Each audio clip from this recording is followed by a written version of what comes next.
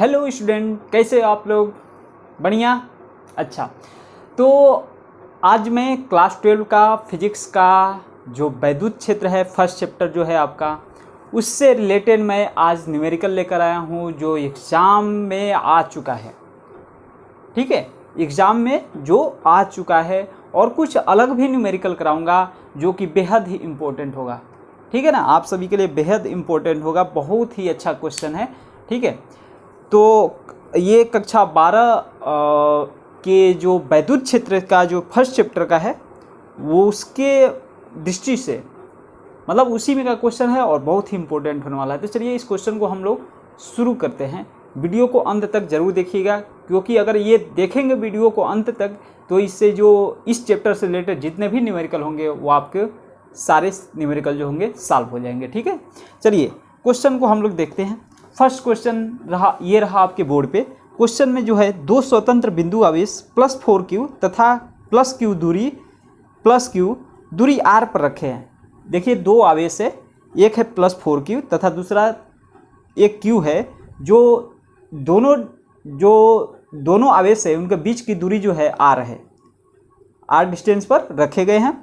एक तीसरा आवेश का मान, चिन्ह व स्थिति ज्ञात कीजिए जिससे संपूर्ण निकाय साम्यावस्था में हो। संपूर्ण निकाय क्या हो? साम्यावस्था में हो। एक +q जो भी है एक आवेश का हमें वैल्यू ज्ञात करना है कि वो कहाँ आवेश रखा जाए। आवेश तो रखा है, कहाँ जाए ये नहीं पूछा है, उस आवेश का सिर्फ मान पूछा है। चलिए इस क्वेश्चन को हम लोग सॉल्व करते हैं। तो देखिए यहाँ पर एक बिंदु आवेश जो है यहाँ लगाते हैं हम लोग। एक बिंदु आवेश जो है एक +4q है और एक दूसरा बिंदु आवेश जो है ये +q है। ठीक है, इन दोनों के जो बीच की डिस्टेंस है वो r है आपकी। इन दोनों के बीच की डिस्टेंस क्या है? r है। क्वेश्चन में आप लोगों को दे रखा होगा, बहुत ही आसानी से दे रखा है, इतना तो आप लोग आसानी से समझ गए। अब देखिए हम क्या करेंगे कि +4q और +q के बीच एक तीसरा आवेश q को +4q आवेश से हम x दूरी पर रख रहे हैं। x दूरी पर हम +4q आवेश से x दूरी पर एक +q आवेश हम रख रहे हैं। ठीक है, इसी का हमें वैल्यू बताना है जिससे कि निकाय जो हो साम्यावस्था में हो। तो +4q हम q आवेश से x दूरी पर हमने +q आवेश रखा। ठीक है, और तो इससे जो डिस्टेंस होगी, ये वाली डिस्टेंस कितनी होगी? +q से q तक ये जो डिस्टेंस होगी आपकी, ये यहाँ तक तो ये डिस्टेंस हो गया। तो ये जो डिस्टेंस होगा आपका क्या होगा? r - x हो जाएगा। क्यों? तो ये टोटल r है और ये x घटा दिया तो ये डिस्टेंस सबको पता चल गया। अरे यार, इतना भी समझ में नहीं आ रहा। चलिए ये देखो r - x हो गया। अब देखिए यहाँ पे साम्यावस्था के लिए हम लोग ये जो इस आवेश के कारण इस पर लगने वाला जो बल होगा साम्यावस्था में है, ये तो दे रखा है।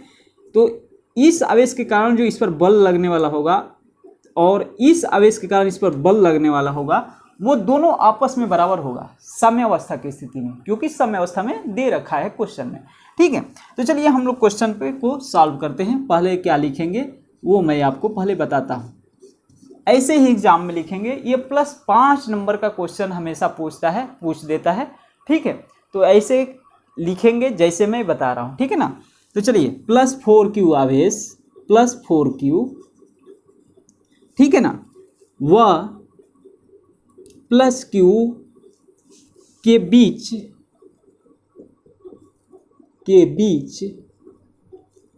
तीसरे आवेश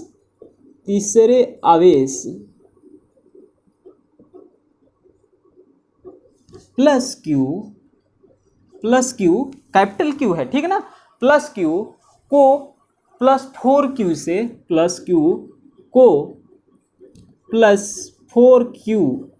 से x दूरी पर हमने क्या करा? x दूरी पर रखा। तो क्या लिखेंगे? x दूरी पर रखने पर, ठीक है, x दूरी पर रखने पर। अब देखिए यहाँ पे x दूरी पर रख दिया, तो अब हम आवेश q का संतुलन करेंगे। दोनों बल आपस में बराबर होंगे, इस पर लगने वाले बल बराबर इस पर लगने वाले बल। तो हम लिखेंगे कि आवेश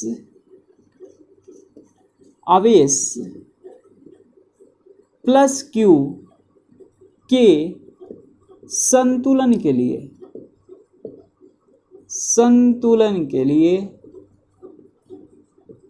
इस पर लगने वाला जो बल होगा वही इस पर लगने वाला बल आपस में दोनों बराबर हो जाएंगे। तो चलिए हम लोग सॉल्व करते हैं। बल क्या होता है, F इक्वल टू क्या होता है 1/4πε0 के Q1 Q2 अपान R स्क्वायर। यही तो हमने कूलाम के नियम में पढ़ाया था आप लोगों को, ठीक है। तो हम लिख लेते हैं ये और ये, इन दोनों के बीच लगने वाला बल क्या होगा 1/4πε0, ठीक है। Q1 Q2, Q1 के मतलब ये 4Q और Q2 का मतलब है कैपिटल Q अपान R स्क्वायर। R स्क्वायर का मतलब ये इनके बीच का डिस्टेंस क्या है x है, तो x स्क्वायर लिख देते हैं इज इक्वल टू, देखिए अब इन दोनों के बीच क्या बल आपस में बराबर होंगे, तो इज इक्वल टू लिख दिया 1/4πε0 Q इंटू Q अपान इन दोनों के बीच का डिस्टेंस क्या है R minus x, R minus x का होल स्क्वायर। क्या है, कुछ फर्क नहीं, बस ऐसा लिखो। इससे ये कट गया, इससे ये कट गया, ये कट गया, ये कट गया, ये कट गया। हमें निकालना क्या है, हमें निकालना है R की वैल्यू, x की वैल्यू, ठीक है ना। तो x की वैल्यू हमें निकालनी है। चलिए कर लेते हैं भैया, हम x को क्रॉस मल्टीप्लिकेशन करके ले जाते हैं। x स्क्वायर इक्वल टू क्या हो जाएगा 4 अपान में R माइनस एक्स हो जाएगा। क्रॉस मल्टीप्लिकेशन किया, ऐसे ऐसे, समझ में आया। चलिए इसको हम आगे बढ़ाते हैं। तो R माइनस ये देखो यहाँ पर छूट रहा है स्क्वायर, R माइनस एक्स का होल स्क्वायर। चलिए तो यहाँ पर देखिए हम क्रॉस मल्टीप्लाई अब करना है हमें। तो क्रॉस मल्टीप्लाई करने पे के बाद देखिए क्या होता है, एक्स स्क्वायर हम इसको इधर लेकर चले जाते हैं, यहाँ पर बचा 4, तो एक्स स्क्वायर को हम इधर लेकर चले जाएंगे, तो एक्स स्क्वायर अपान में R माइनस एक्स का whole square is equal to 4। इतनी बातें समझ में आई। चलिए अब देखिए दोनों तरफ हम क्या करेंगे, स्क्वायर रूट ले लेंगे। स्क्वायर रूट लेने पर लिख दो भैया taking square root both side, तो क्या हो जाएगा x अपान में हो जाएगा R minus x is equal to 2 हो जाएगा। That simply x is equal to क्या हो जाएगा 2R minus 2x, cross multiply फिर कर दिया। डेट सिंप्लाई इसको इधर लेकर चलाया तो क्या हो जाएगा 3x हो जाएगा is equal to 2R। That simply x का जो वैल्यू आ जाएगा 2R/3 हो जाएगा। बातें समझ में आ रही है क्या। तो दूसरा आवेश का जो होगा, पहले आवेश का तो ये निकल गया, x का वैल्यू निकल गया, तो x इक्वल टू यहाँ पर हम लिख दे रहे हैं, कितना आ रहा है 2R/3, 2R/3 रख दिया। तो ये डिस्टेंस कितना हो जाएगा R minus 2R/3 equal to क्या होगा 3R में से 2R/3 गया, क्या हो जाएगा R/3 हो जाएगा। समझ में आ रहा है क्या। ये डिस्टेंस भी पता चल गया, ये डिस्टेंस भी पता चल गया। अब हम लगाएंगे किसी एक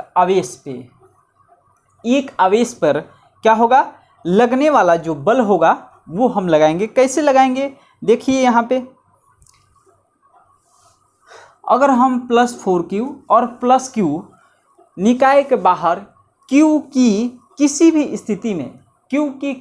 स्थिति में +4Q और +Q वह कैपिटल Q का निकाय संतुलन में नहीं होगा अगर बाहर ले तो 4Q के संतुलन के लिए यहाँ से हम 4Q के संतुलन के लिए हम क्या लगाएंगे, यहाँ से देखिए अब नाउ 4Q के संतुलन के लिए, 4Q के संतुलन के लिए देखिए यहाँ पे 4Q के संतुलन के लिए इस पे जो लगने वाला बल होगा Q के कारण Q पर लगने वाला बल इज इक्वल टू इसके कारण इस पर लगने वाला बल, दोनों आपस में बराबर होंगे। या फिर इधर से ले लो या फिर इधर से ले लो, दोनों आपस में क्या होंगे, बराबर होंगे। तो चलिए हम ले लेते हैं। तो F का वैल्यू क्या होता है, F इक्वल टू होता है कूलाम का नियम, यहाँ पर भी लगाएंगे तो लगाते हैं। तो 1/4 पाई एप्सिलॉन नॉट, यही तो होगा भैया, 1/4 pi epsilon not into 4Q, ये आवेश हो गया, इंटू कैपिटल Q अपान में क्या होगा, ये इनके बीच के डिस्टेंस क्या है 2r/3, r स्क्वायर होता है तो 2r/3 का होल स्क्वायर कर दो आप, इज इक्वल टू, यहाँ पर देखिए अब इन दोनों आवेशों के बीच का लगने वाला बल +4Q और +Q, तो 1/4 पाई एप्सिलॉन नॉट इधर भी लिखोगे इंटू Q1 Q2 यानी कि +4Q इंटू ये है Q2 वाला भाग अपान में r स्क्वायर, r स्क्वायर का मतलब जो इनके डिस्टेंस, जो इन दोनों आवेशों के बीच का डिस्टेंस क्या है +4Q और Q के r है, तो हम r का स्क्वायर लिख देंगे। समझ में आ रहा है क्या आप लोगों को? चलिए 1/4 पाई एप्सिलॉन नॉट से ये कट गया, 4Q से 4Q कट गया। बातें समझ में आ रही है क्या? बहुत ही आसान है जी। अब देखिए यहाँ पे दैट सिंप्लाई Q अपान में इसका स्क्वायर कर दो तो क्या हो जाएगा 4r अपान में 9 हो जाएगा, इज इक्वल टू यहाँ पर क्या बचा Q अपान में r स्क्वायर लिख लेते हैं, यही होगा ना Q अपान r स्क्वायर।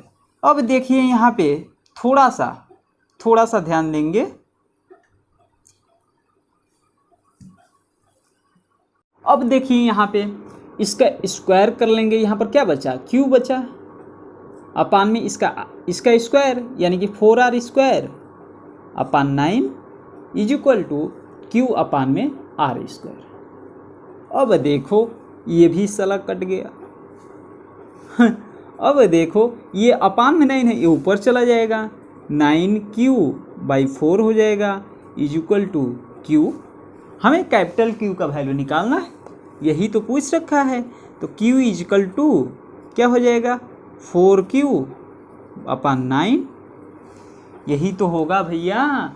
तो ये जो होगा आपका +4Q आवेश आ रहा है।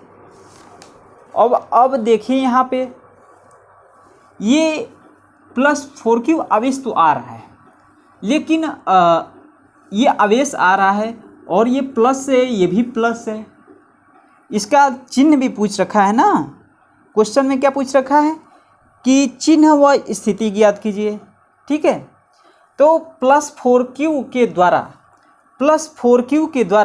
बल के संतुलन के लिए, +4Q के द्वारा बल के संतुलन के लिए अथवा Q पर +4Q द्वारा बल के संतुलन के लिए Q का जो मान होगा वो ऋणात्मक होगा। कैपिटल Q का मान क्या होगा, ऋणात्मक होगा, तभी वो संतुलन में होगा, ठीक है ना। अतः हम लिखेंगे कि +4Q पर Q द्वारा बल के संतुलन के लिए या ठीक है ना, या +Q द्वारा 4Q के बल के संतुलन के लिए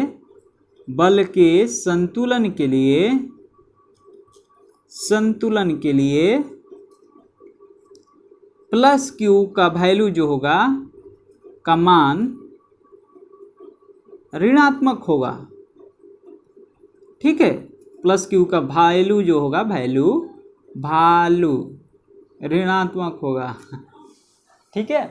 तो यहाँ पर देखिए तो क्यू का जो अतः हम लिख लेंगे, अतः कैपिटल क्यू का जो वैल्यू होगा -4Q/9 हो जाएगा। ये आपका आंसर हो जाएगा। समझ में आया? क्वेश्चन बहुत आसान था जी। अब चलिए हम एक क्वेश्चन लेकर आते हैं 2013 में। क्वेश्चन क्या है? 2013 में आ चुका है। क्वेश्चन क्या है देखिए, बोर्ड पे आपके सामने दे रखा है, या इसको उतारना है क्या? चलिए इसको उतार लीजिए, थोड़ा सा यार उतार लीजिए। क्वेश्चन देखिए, क्वेश्चन मैं जब बोर्ड पर दिखा रहा हूँ तो उसी टाइम आप क्वेश्चन को नोट कर लीजिए, ठीक है? उतारिए इसको फटाफट, बहुत ही इंपॉर्टेंट है ये। इसी पर बेस्ड क्वेश्चन कॉम्पिटिटिव में भी आ जाते हैं और भी एग्जाम में आ जाते हैं।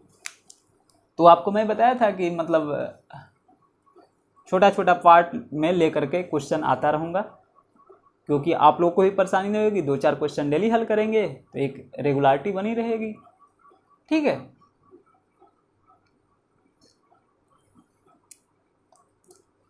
मिटाओ क्या? मिटाओ, चलो मिटाता हूं मैं।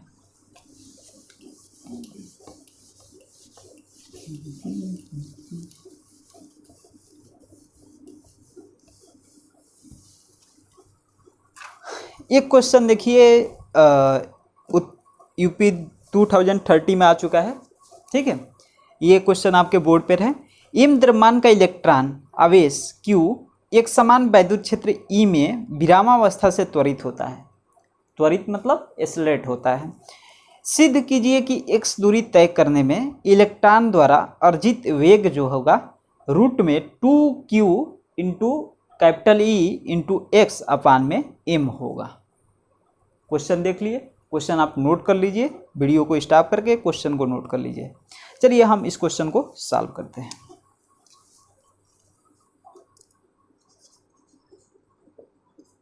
देखिए, m द्रव्यमान का इलेक्ट्रॉन है, एक समान वैद्युत क्षेत्र E में विरामावस्था से त्वरित होता है, ठीक है? हम मानेंगे कि माना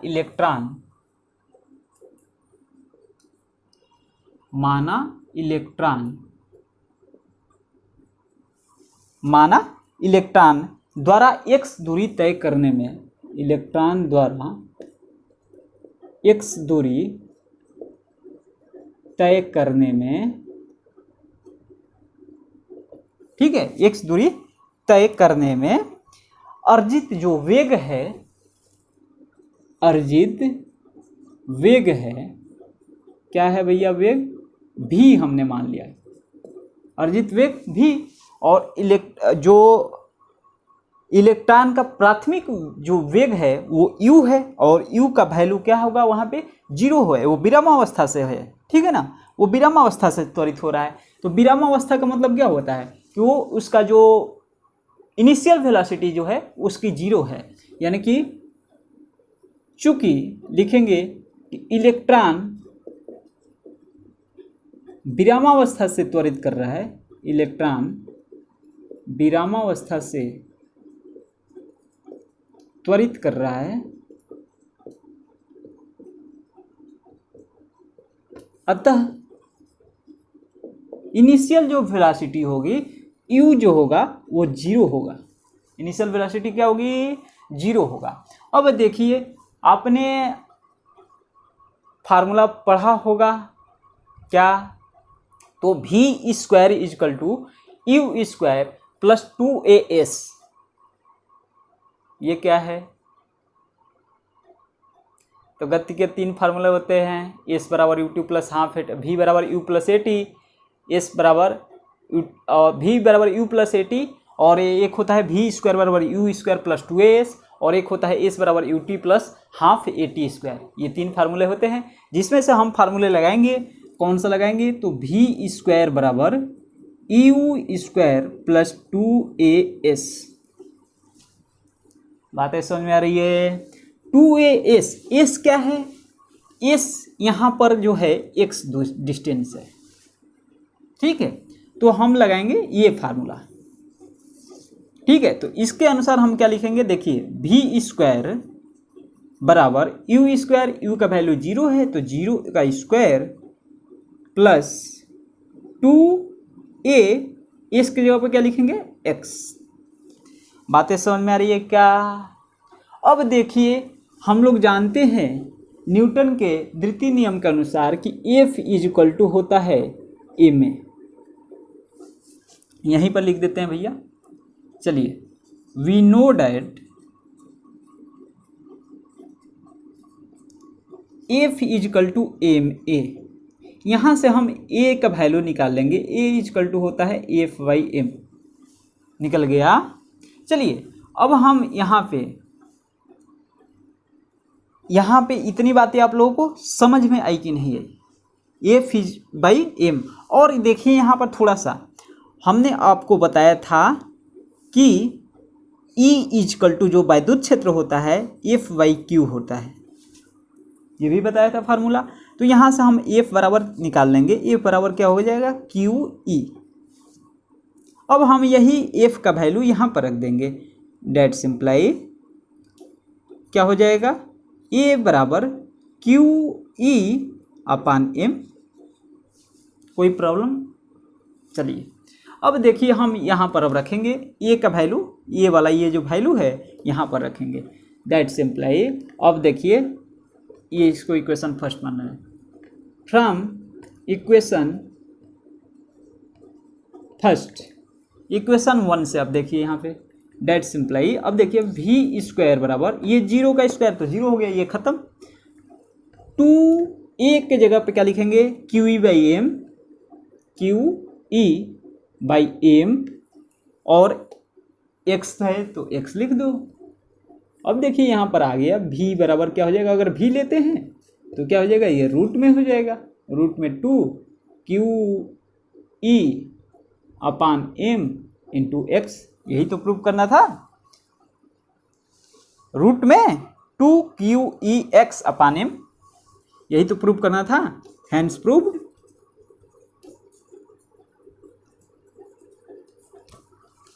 कितना आसान सा क्वेश्चन था। ये 5 नंबर का क्वेश्चन आता है हमेशा, एग्जाम में पूछता रहता है हमेशा 5 नंबर के क्वेश्चन में। ये बहुत सा आसान क्वेश्चन।